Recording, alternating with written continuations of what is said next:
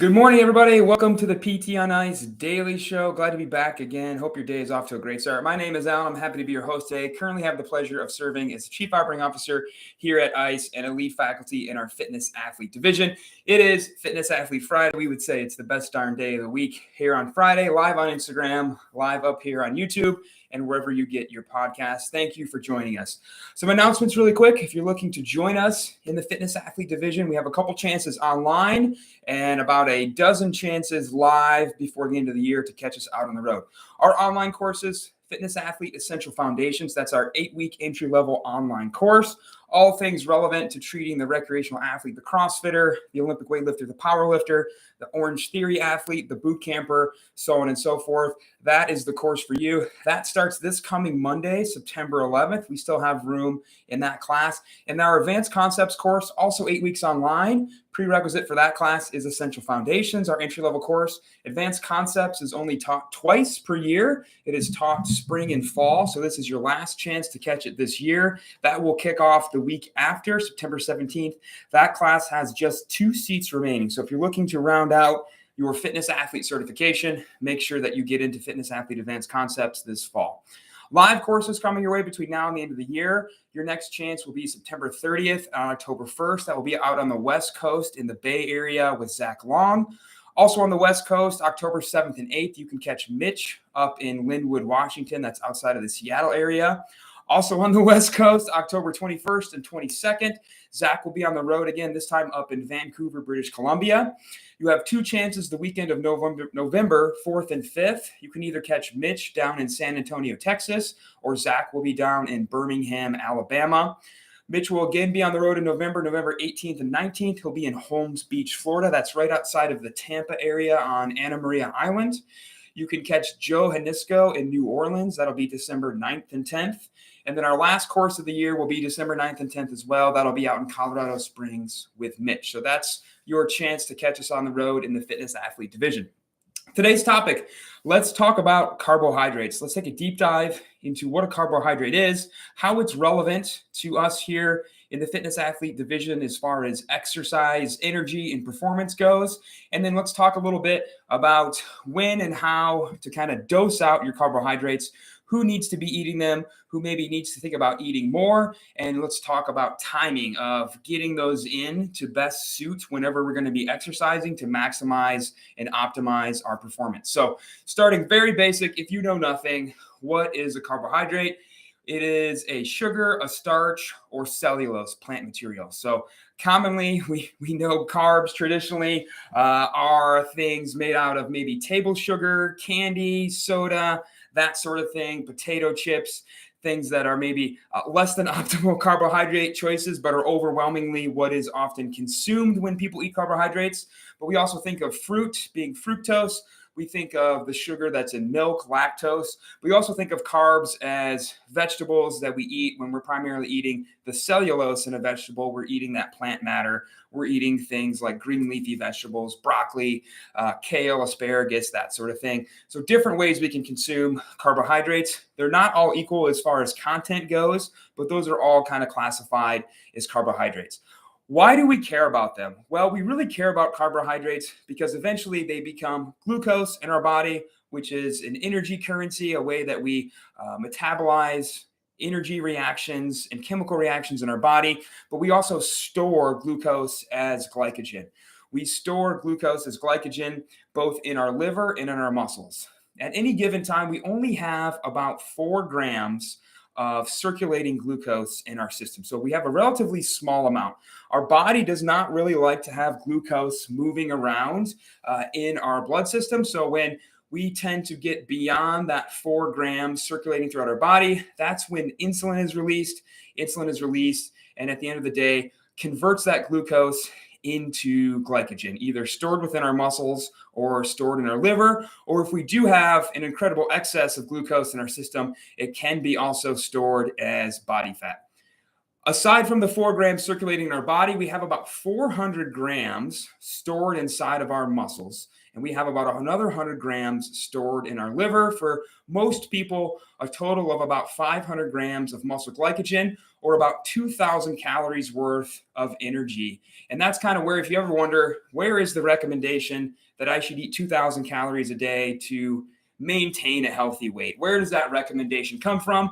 It comes from estimations of how much muscle glycogen we are storing and throughout the day using for regular physical activity, but also for exercise. And then if we deplete that glycogen throughout the day, we will need to eat 2,000 calories of food to replenish that glycogen back into our muscles and back into our liver.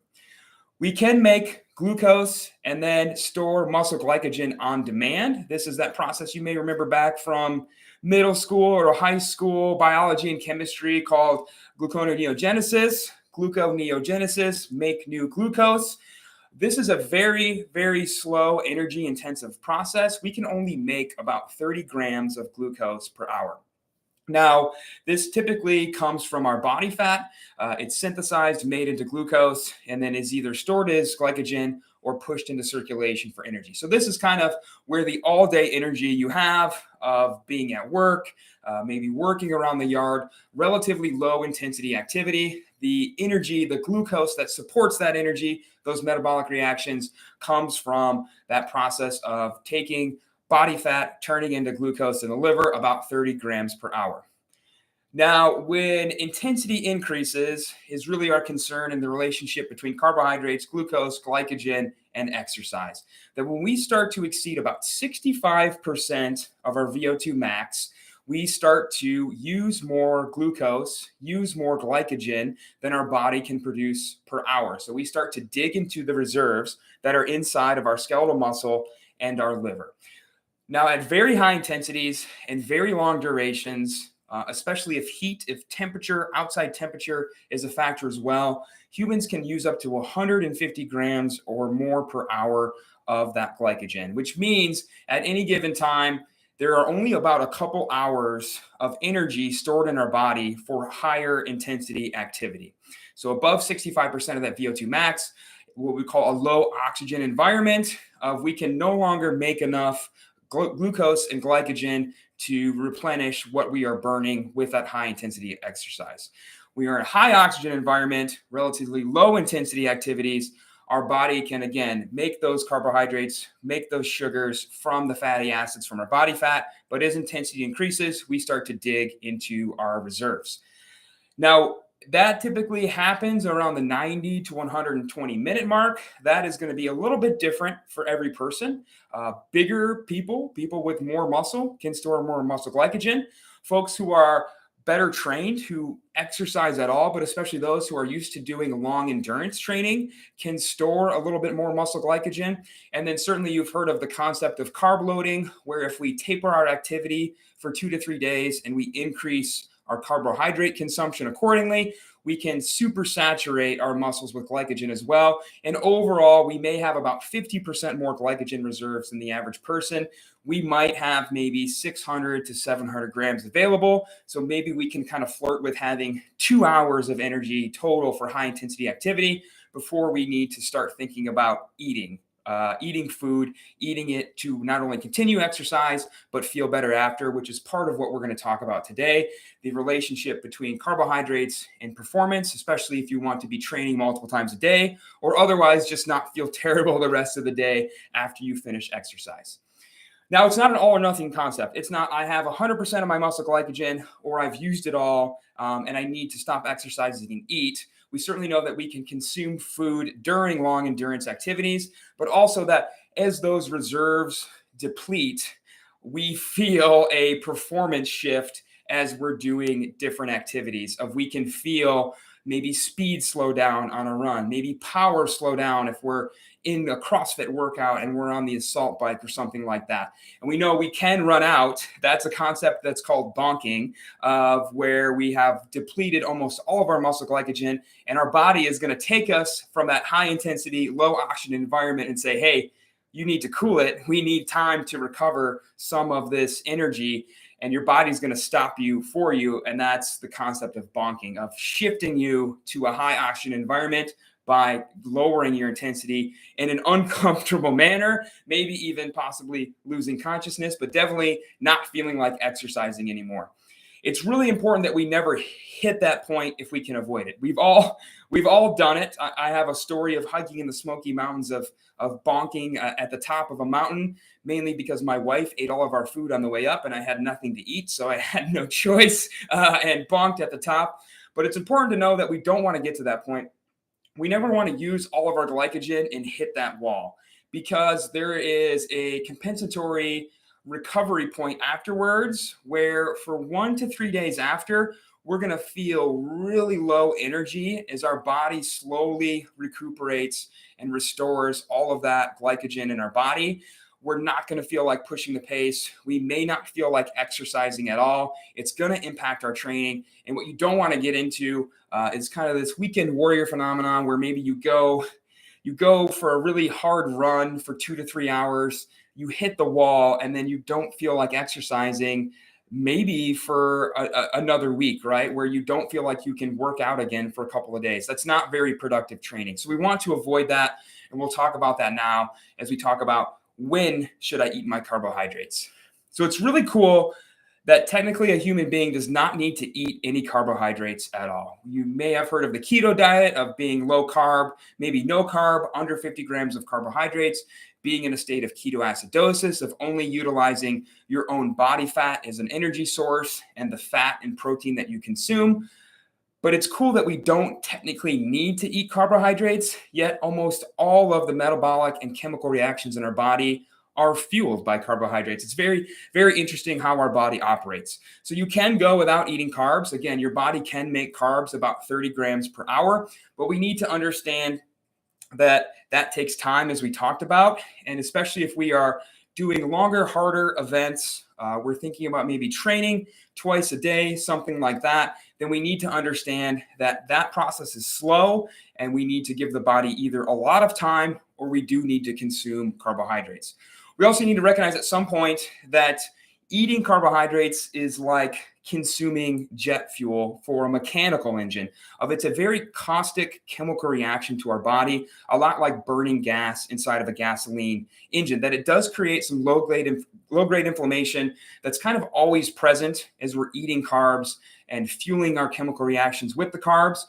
And so kind of the longevity side of the research would say, if you want to live as long as possible, avoid that. However, that's in direct conflict with the performance research, especially if you want to be a more competitive athlete, you want to do longer, more intense activities, you want to maybe train multiple times a day. You need to understand that those are two kind of diverging thoughts of longevity versus performance. At some point, those tend to dissect and not reconverge, of needing to eat carbs to fuel your activity, especially multiple activities in a day, or a busy work day after you exercise, or avoiding carbs. Maybe even you may have a longevity physician who recommends you take metformin prophylactically to keep as much glucose out of your system as possible because of the inflammation that's present. But nonetheless, we need to talk about that relationship between eating carbs and performance. So it's that longevity versus performance question, that we have a need to eat carbohydrates if we are a long duration endurance athlete, that when you start to run 10 miles, 15 miles, marathon, ultra marathon, when you start to do long trail runs, long bike rides, long hikes, that sort of thing, again, you are using your reserves faster than your body can make more. And you either need to know that at some point you're going to hit that wall that we talked about, or you're going to need to start consuming carbohydrates as you exercise. Higher level elite endurance athletes may eat 90 grams of carbohydrates per hour in the forms of liquid carbohydrates, gels, chews, that sort of thing. Folks who maybe are doing half marathon or marathon training may be eating less, maybe about 30 grams per hour. Our fitness athletes don't necessarily need to eat carbohydrates during exercise. If we think about a typical 1-hour CrossFit class, we're not really at the level of intensity and duration long enough to need to eat carbs during that hour. We can get away with doing that hour of fitness and then worrying about carbohydrates after. But there's also a want, a need versus want. The want for carbohydrates is understanding that performance trade-off, but also understanding that your body can only make about 30 grams per hour. So what does that mean? That means if you do go to that 1 hour CrossFit class, you don't technically need to eat carbohydrates before or during, but that you might want to front load your consumption afterwards, especially depending on the time of day in which you do your exercise. If you're like me and you like to get up and exercise first thing in the morning, and then you might be looking at, hey, I have 8, 10, 12, 14, 16-hour day ahead of me. Those subjective feelings that you may feel, your patients, your athletes may feel, of I feel tired all day after I exercise. I feel like I just need to go home and go to bed. I feel weak. I feel, like I can't do my work tasks. I can't take care of my kids. Maybe even feeling lightheaded or some sort of impaired cognitive function, like my mind just feels cloudy. All of those are good subjective reports to tell you that you should probably eat some more carbohydrates after that exercise session, or to recommend that to your patient or athlete. And then we get in now to how to do that. Of our long duration endurance athletes, we've already talked about, they're probably going to be, or hopefully should be, consuming those carbohydrates as they're exercising, especially once they cross maybe that 1 hour mark. Of, again, it's not an all or nothing equation of go until I can't anymore. Of, as those reserves of muscle glycogen get depleted, I'm going to feel worse and worse and worse in my performance. And how I get ahead of that is eating those carbohydrates while I'm exercising. So the combination of me eating them and my body making some more keeps them relatively high, keeps my performance, my output higher, keeps me away from feeling kind of that onset of losing power, losing speed, losing energy throughout my workout. How to eat those? Well, I'm still trying to figure that out. As I get more into long endurance training, I have tried chews and gels, and my body doesn't really sit with those. I tend to do better with liquid nutrition like Gatorade. Every person is going to be different, but definitely those people who are going out for longer workouts, especially crossing an hour, need to find a way to start to consume that as they're exercising. This is also relevant to our fitness athletes who may be doing a multi-event day. Maybe they're doing a local CrossFit competition. Maybe they're a quarterfinals or a semifinals athlete where they have multiple events per day, multiple days in a row. I always laugh now when I go to a CrossFit competition and I see that person after workout eating chicken and salad, right? Just not enough carbohydrates in that meal to replenish what was used in that CrossFit workout in order to have those reserves restored and ready for the next workout, which might be 2 to 3 hours after the first one. And they might have a third one 2 to 3 hours after that, right? Those are athletes who they don't necessarily need to eat carbs during the workout because it's a relatively short event, maybe 10, 20, 30 minutes. But if they have to work out again in 3 hours, they're definitely somebody who's going to want to eat higher carbohydrate food. And that's the case. You see CrossFit Games athletes eating gummy bears and Snickers bars, just getting as much carbohydrates as they can. Again, they're trying to maybe replenish 200, 300, 400, 500 grams of carbohydrates within a 2 to 3 hour window to be ready to work out again. So understanding it's important to get those carbs back in if you're wanting to train or you have to exercise again in a relatively short amount of time. I hiked the Grand Canyon last year with Dustin Jones and Jeff Musgrave, and we did it. It was about a 12-hour hike up and down about 20 miles. And we did it almost exclusively on water, Gatorade, and gummy bears, right? Just high carb food that's going to keep our reserves up because we're basically hiking and walking in a hot environment at moderate to high intensity for a very long period of time. I'm thinking I just ran 10 800s this morning. I have a 12-hour day ahead of me. The first thing I did was eat 3 bananas, right? The first thing I did was house 100 grams of carbs to give my body that jump start on replenishing that glycogen, which was not entirely gone, but definitely mostly gone at the end of that running workout.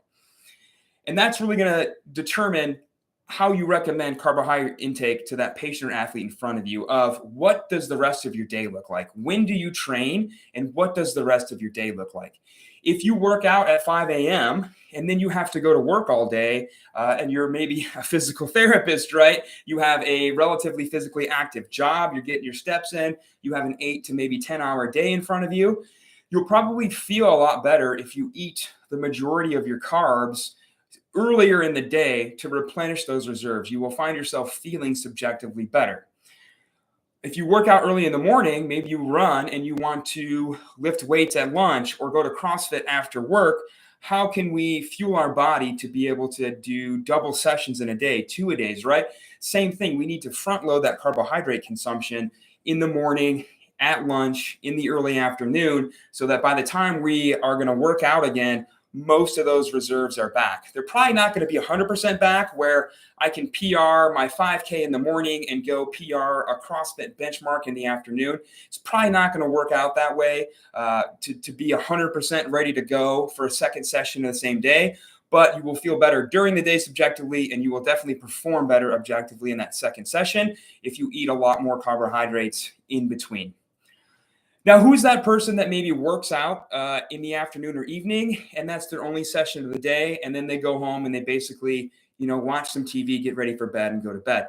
That is maybe a person who can get away with maybe a lower carbohydrate or could maybe play with a keto diet, right? Of, hey, I work out at 6 p.m. when I'm done with work. I get home around 7:30, take a shower, eat some dinner, go to bed.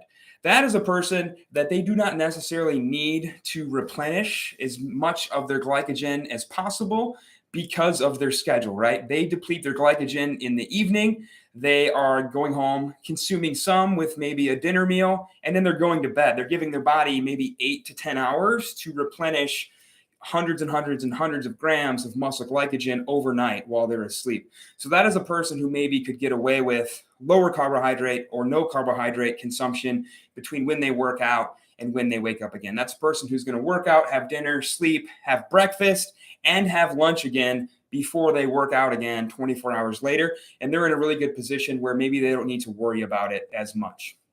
So carbohydrates, what, when, and how? Understanding they're very important for performance, especially for longer duration exercisers, our long endurance athletes. They're definitely linked to performance, especially if you are wanting to train multiple times a day. You are in a competitive environment where maybe you're doing multiple events in a day. And then we need to understand timing of when should I eat them. For most people, if they're working out in the morning, they're maybe doing multiple sessions in a day. They're going to work and they want to feel like they have high energy. They should probably eat a good portion of their carbohydrates earlier in the day. But there is that person who maybe trains later in the day, who doesn't have a lot going on between when they train and when they're going to train again, who maybe can get away with not eating as much carbohydrates as somebody else. So understanding that food is our friend, food is fuel, and understanding how your body creates, consumes, and utilizes carbohydrates for energy can be a really big game changer for performance during and after exercise. We all probably have that patient who seems really active, really fit, but complains all the time of being tired, of feeling weak, of not hitting PRs. And that can be a good person, yes, to evaluate their protein consumption, to make sure that their musculoskeletal system is recovering appropriately, but also to have a conversation of what their carbohydrate consumption looks like. If we can up our carbohydrate consumption a little bit, we'll often find that subjective fatigue, weakness that comes after a training session, especially if we're going to train again later, or we have a long day of work or whatever ahead of us, we can alleviate a lot of that just by tweaking our diet a little bit. So I hope this was helpful. If you're going to be on an ice course this weekend, I hope you have a fantastic weekend. Have a great Friday. Have a great weekend. Bye, everybody.